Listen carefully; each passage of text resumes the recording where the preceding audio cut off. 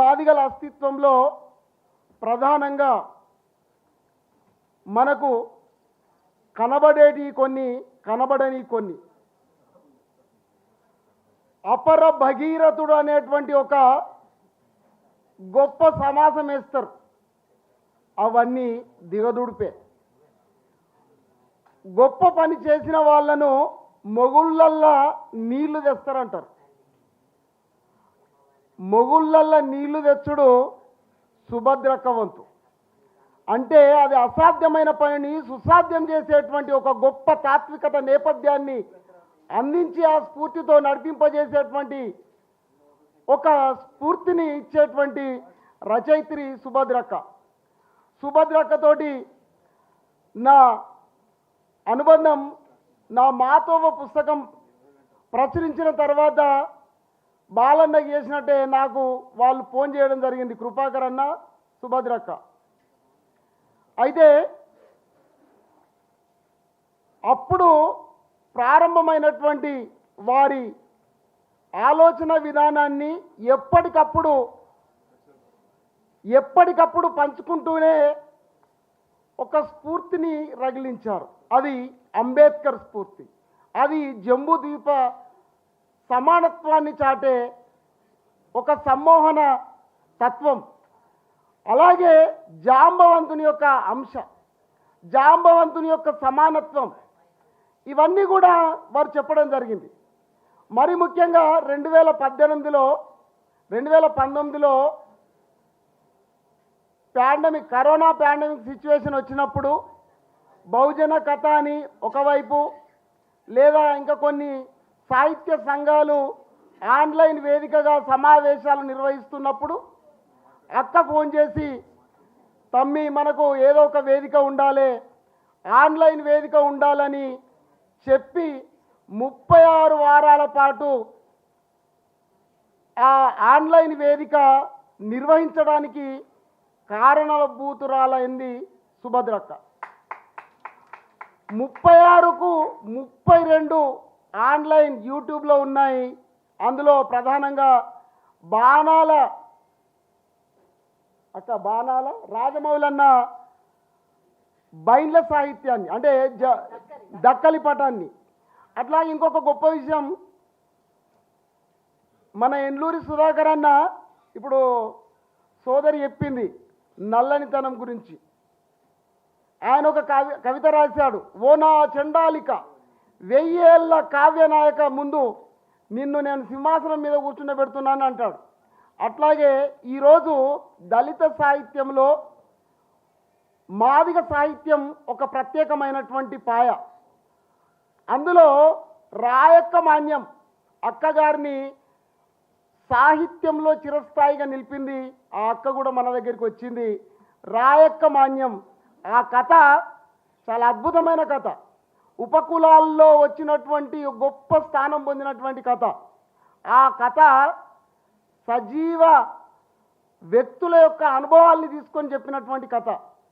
అంటే చుట్టూ ఉన్న పరిసరాలని, ఆ పరిసరాల్లో ఉండేటువంటి దళిత తాత్వికతను తీసుకొని సాహిత్యంలోకి రావడమే మొగుళ్ళ నుంచి నీళ్లు తేవడం.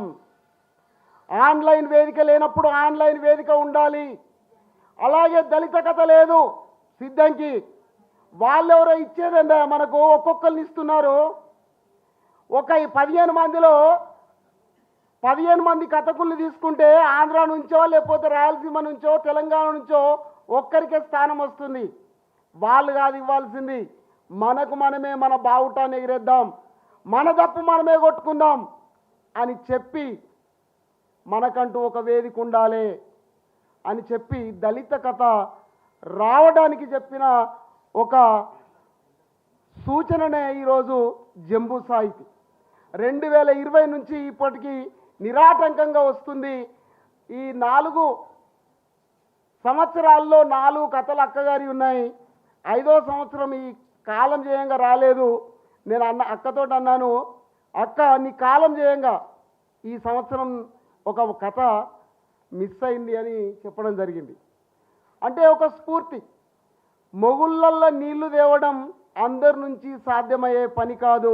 అది సాధ్యమైందంటే అక్క ద్వారానే సాధ్యమవుతుంది. ఆ అక్కనే మా అందరికీ స్ఫూర్తి ప్రదాత. ఇక లంద నీళ్ళు, మొగుళ్ళ నీళ్ళు అయింది లంద నీళ్ళు. లంద నీళ్ళు పోసి నిజంగా అక్కిస్తా బిడ్డ అని వేలెత్తి చూపుతారు. లంద నీళ్ళు సున్నముతోటి ఆ తోలును మాగబెట్టి పులిసినాక లేదా కుళ్ళిపోయినాక వచ్చే దుర్వాసన ఆ లంద పరిసరాల్లో ఉన్న వాళ్ళకే తెలుస్తుంది. అయితే ఏదైనా అబద్ధం ఆడుతుర్రని పంచాయతీలు జరిగేటప్పుడు మోసపు మాటలు మాట్లాడుతున్నారని తెలిసినప్పుడు లంద నీళ్ళు పోస్తాం బిడ్డ అంటే నువ్వు నిజం చెప్పినా అబద్ధం చెప్పినా ఆడ అబద్ధం అయితే లంద నీళ్ళు అనగానే జిలజిల పుట్టి మనసులో ఒక వికారం పుట్టి ఒక జుగుప్స కలిగి వాస్తవాలు చెప్పడానికి ఉపయోగిస్తారు. మరి అక్క కథల్లోనూ అక్క శైలిలోనూ అక్క రాసే ప్రతి రచనలో ఒక స్వచ్ఛత ఉంటుంది. ఆ స్వచ్ఛత ఎలా ఉంటుంది అంటే ఆమెనే ఒక దగ్గర ఏం చెప్తాదంటే ఆదిలాబాద్ నుంచి చిత్తూరు వరకు అట్లనే మద్రాసు వరకు మరియు రాయలసీమ వరకు సెక్రటేరియట్ల కథలు అవి బతుకు సంతలు అని చెప్తుంది. అంటే ఆమె సంఘాన్ని ప్రారంభించడం, ఆ సంఘంతోటి ఈ రాష్ట్ర వ్యాప్తంగా తిరగడం ఒక ఎత్తుగా మనకు కనబడుతుంది. అంతకుముందే ఈ సమాజంలోని దళితుల యొక్క స్థితిగతులన్నింటినీ కూడా ఆమె ఆవాహన చేసుకుని ఉంది. ఆ చేసినటువంటి దాన్ని చాలా అక్షరబద్ధం చేస్తుంది. ఎప్పుడో చెప్పాడు ఆయన, అల్పాక్షరాల్లో అనల్పార్థ రచన గావించుటే కాదు కవి వివేకంబు అన్నాడు. అట్లా ఇంతదాకా చెప్పాడు మన పసునూరి రవణ. ఒక్కొక్కసారి ఆ కాలం కొంచెమే వచ్చేది, ఒక్కొక్కసారి పెద్దగా వచ్చేది. అయినప్పటికీ కూడా ఎక్కడ కూడా భావం చెడకుండా చెప్పాల్సిన అంశాన్ని చాలా స్పష్టంగా సూటిగా చెప్పడానికి ప్రాధాన్యతనిచ్చింది. ఆ అక్షరాలు కావు, అవి బతుకు చిత్రాలు. ఆ పదాల్లో మాదిగ పదనే కాదు, మాదిగల చుట్టూ ఉన్న వాడ బతుకులు, ఊరు బతుకులు, పట్టణ బతుకులు మొత్తంగా చూస్తే తెలంగాణ సమాజాన్ని చిత్రించిన వెదలు ఇందులో కనబడుతూ ఉన్నాయి.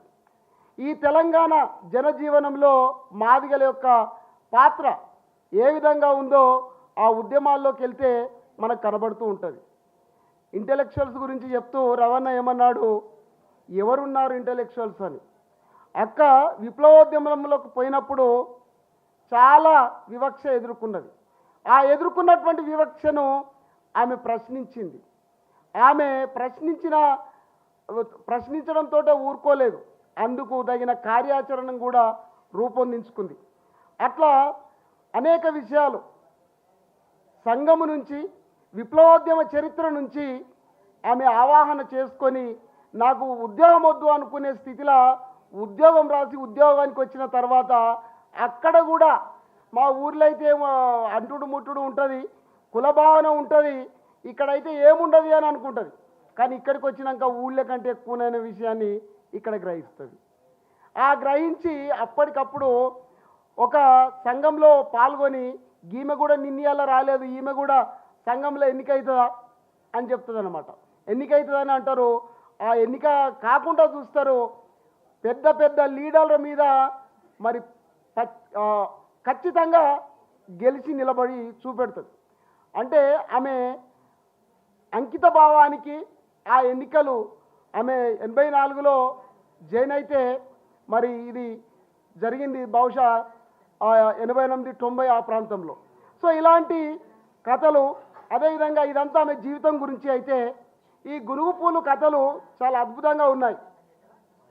ఈ శీర్షికలు కూడా ఏవో కొని తెచ్చుకున్నవి ఉండవు, అన్నీ కూడా జీవితంలోంచి వచ్చిన హెడ్డింగ్స్. వాటిలో ప్రతి అంశాన్ని సృష్టించింది ఆమె.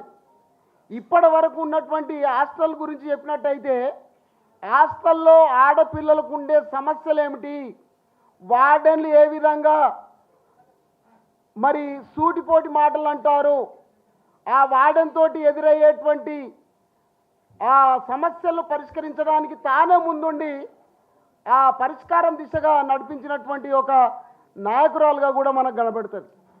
అట్లాగే ఇక్కడ ట్రాన్స్జెండర్ మనకు సమాజంలో ఎవరు కనబడ్డా వీడు ఆడిసెక్కలోడ్రా, వీడు ఇంకో రకమైన మనిషిరా అని అంటారు. కానీ ఎక్కడ ట్రాన్స్జెండర్ ఎదురైనా మరి ఆ మల్లన్న గురించి ఆమెకు బాధ కలుగుతూ ఉంటుంది. ఎంత బాగా చెప్తుంది అంటే ఆయన గురించి, రాజన్న అందరిని కూడా కడుపులో పెట్టుకొని చూసే కన్న తల్లిలాగా పరామర్శించేటోడు. ఇంకా ఏమంటుంది, ఆడోళ్లను ఆయన గురించి చెప్తూ అక్క అని, తర్వాత మగవాళ్ళని బావ అని పిలుస్తుండేనని చెప్తుంది. అట్లా పనికి పోయే కాడ అందరూ షిడాయిస్తుర్రని ఆయన ఎటో వెళ్ళిపోతే ఈమె మనసంతా గాయ అవుతుంది. ఇంకొక మాట, ఆడోళ్ళ గురించి చెప్పడం ఒక ఎత్తు అయితే, మగవాళ్ళ గురించి చెప్పడం రెండో ఎత్తు అయితే, మరి ఇక్కడ ట్రాన్స్జెండర్ గురించి చెప్పడం చాలా తదాత్మ్యం చెంది ఆయన గురించి ఆలోచిస్తుంటే గుండె నరాలన్నీ సలుపుతున్నాయంటాడు. అంటే ఒక బాధను, అది మగవాళ్ళ బాధ అయినా కావచ్చు, లేదా ఆడవాళ్ళైన బాధ అయినా కావచ్చు, ఎవరి బాధ అయినా తన బాధగా చేసుకుంటుంది. అట్లా మరి ప్రతి బాధను తన బాధగా స్వీకరించి అక్షరాల్లో లిఖిస్తుంది. అట్లాగే ఆమె చదువు గురించి చెప్పిన, తర్వాత నోరు తిరగని భాష గురించి చెప్పిన, ఏ విషయం చెప్పినా చాలా స్పష్టంగా రాస్తుంది. ఇక్కడ బెల్లంపల్లికి పోయినటువంటి పెద్దన్న ఆమె గురించి చెప్తూ, ఆమెను ఈ కాలేజీకి వరంగల్కు తీసుకొచ్చినప్పుడు, నాన్న తీసుకొస్తున్నప్పుడు, అయ్య తీసుకొస్తున్నప్పుడు, అయ్యా చెల్లె నా ఇంట్లో అడుగుపెట్టినాక నాకు 3 పిల్లలు కలిగిరే, ఇంత నేనే చదివిస్తా, ఇదే స్లాంగ్.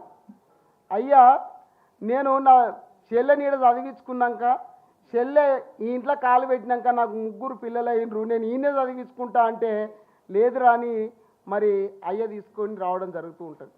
అంటే ఒక ఆత్మీయత, ఒక అనుబంధం, ఇవన్నీ కూడా ఆ కథల్లో మనకు కనబడుతూ ఉంటాయి. ఇక